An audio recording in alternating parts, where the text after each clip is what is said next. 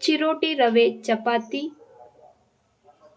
ಸೌತೆಕಾಯಿ ಪಲ್ಯ ಮಾಡೋದು ಹೇಗೆ ಅಂತ ತಿಳಿಸಿದ್ದೀನಿ. ಹಾಯ್ ಫ್ರೆಂಡ್ಸ್, ರೆಸಿಪಿ ಮಾಡೋಣ. ಸೌತೆಕಾಯಿ ಪಲ್ಯ, ಅದ್ರ ಜೊತೆಗೆ ಚಪಾತಿ. ಸೌತೆಕಾಯಿನ ತುರುಬಿಟ್ಕೊಂಡಿದ್ದೀನಿ. ಇದನ್ನೆಲ್ಲ ನೀಟಾಗಿ ಹಿಂಡಿ ನೀರೆಲ್ಲ ಸೈಡ್ ಇಟ್ಕೊಂಡ್ಬಿಡ್ಬೇಕು. ನೀಟಾಗಿ ಹಿಂಡಿ ತೋರಿಸ್ತೀನಿ. ಸೌತೆಕಾಯಿ ಪಲ್ಯಕ್ಕೆ ಬೇಕಾಗಿರುವ ಸಾಮಗ್ರಿಗಳು: ಈರುಳ್ಳಿ, ಹಸಿಮೆಣಸಿನ್ಕಾಯಿ, ಕೊತ್ತಂಬರಿ, ಉದ್ದಿನಬೇಳೆ, ಕಡಲೆಬೇಳೆ. ಒಗ್ಗರಣೆಗೆ ಹಾಕ್ಕೊಳ್ಳೋಣ. ಪ್ಯಾನ್ ಇಟ್ಟಿದ್ದೀನಿ. ಪ್ಯಾನ್ಗೆ ಎಣ್ಣೆ ಹಾಕ್ಕೊಂಡಿದ್ದೀನಿ. 4 ಸ್ಪೂನ್ ಎಣ್ಣೆ ಹಾಕ್ಕೊಂಡಿದ್ದೀನಿ. ಎಣ್ಣೆ ಕಾಯ್ತಾ ಇದೆ. ಸಾಸಿವೆ, ಕರಿಬೇವಿನ ಸೊಪ್ಪು, ಸಾಸಿವೆ ಚಿಟಪಟ ಅಂತ ಇದೆ. ಕಡಲೆಕಾಳು,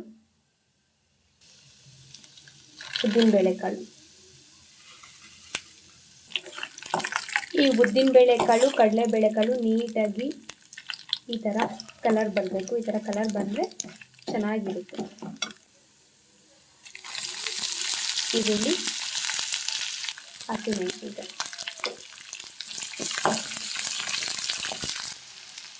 ರುಚಿಗೆ ತಕ್ಕಷ್ಟು ಉಪ್ಪು. ಹಾಗೆ ಈರುಳ್ಳಿ ಬೆಂದಿದೆ.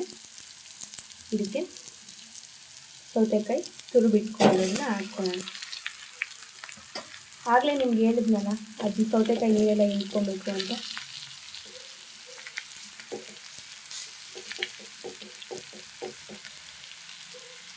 ತುರುಬಿಟ್ಕೊಂಡಿರೋ ಸೌತೆಕಾಯಿನ ನೀಟಾಗಿ ಹಾಕಿ ಮಿಕ್ಸ್ ಮಾಡಿಕೊಡ್ಬೇಕು. ಇದನ್ನು ಒಂದು 2 ರಿಂದ 3 ನಿಮಿಷ ನೀಟಾಗಿ ಸ್ವಲ್ಪ ಬೇಯಿಸ್ಕೊಂಬಿಟ್ಟು ಇಳಿಸ್ಬಿಡೋದೆ. ಮತ್ತು ಇದ್ರ ಜೊತೆಗೆ ಚಪಾತಿ ಕಲಸಿಕ್ಕಿದ್ದೀನಿ. ಇದರಲ್ಲಿ ಚಿರೋಟಿ ರವೆ 1 ಕಪ್ ಹಾಕಿ, ಆ ಕಪ್ಪಷ್ಟು ನೀರು ಹಟ್ಟಿ ಅದನ್ನೆಲ್ಲ ನೀಟಾಗಿ ಸ್ವಲ್ಪ ಹೊತ್ತು ಮಿಕ್ಸ್ ಮಾಡಿಬಿಟ್ಟು ಒಂದು 10 ನಿಮಿಷ ಬಿಟ್ಬಿಟ್ಟ ಮೇಲೆ ಗೋಧಿ ಹಿಟ್ಟು ಹಾಕ್ಕೊಂಡು ಕಲಿಸ್ಕೊಂಡ್ರೆ ಈ ಥರ ಮೃದುವಾಗಿರುತ್ತೆ. ಈ ಥರ ಮೃದುವಾಗಿರುತ್ತೆ. ಹಾಗಾಗಿ ಬೆಂದಮೇಲೆ ಈ ಥರ ಆಗಿದೆ. ಚೆನ್ನಾಗಿರುತ್ತೆ. ಮನೆಯಲ್ಲಿ ಮಾಡ್ಕೊಳ್ಳಿ, ತಿನ್ನಿ. ಲಾಸ್ಟ್ ಆ್ಯಂಡ್ ಫೈನಲ್ ಸ್ವಲ್ಪ ಕೊತ್ತಂಬರಿ ಉದುರಿಸ್ಬಿಡಿ. ಇಷ್ಟ ಆದರೆ ಸಬ್ಸ್ಕ್ರೈಬ್ ಮಾಡಿ. ಚಪಾತಿ ಮಾಡೋದು ತೋರಿಸ್ತೀನಿ. ಚಪಾತಿ ಹಿಟ್ಟು ಎತ್ಕೊಂಡಿದ್ದೀನಿ. ಇದ್ರ ಜೊತೆಗೆ ಸ್ವಲ್ಪ ಕೊತ್ತಂಬರಿ, ಒಣಮೆಣಸಿನ್ಕಾಯಿ, ಜೀರಿಗೆ ಪೌಡ್ರು ಹಾಕ್ಕೊಂಡ್ರೆ ನೀಟಾಗಿ ಕಾಣಿಸುತ್ತೆ. ತುಂಬ ಚೆನ್ನಾಗಿರುತ್ತೆ. ಚಪಾತಿನ ನೀಟಾಗಿ ಬಸ್ತಿ ಹೆಂಚಿಟ್ಟಿದ್ದೀನಿ. ಹೆಂಚಿಗೆ ಎಣ್ಣೆ ಹಾಕಿದ್ದೀನಿ.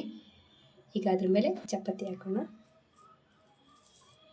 ನಿಮಗಿದು ಯಾವ ಶೇಪ್ ಬೇಕಾದರೂ ಆ ಶೇಪಲ್ಲಿ ಹಾಕ್ಕೊಬೋದು. ಚಪಾತಿ ನೀಟಾಗಿ ಈ ಥರ ಒಂದು ಲೇಯರೆಲ್ಲ ಎಷ್ಟು ಲೇಯರ್ ಬೇಕಾದರೂ ಮಾಡ್ಕೊಬೋದು. ಈ ಥರ ಲೇಯರ್ ಎದೊಳುತ್ತೆ.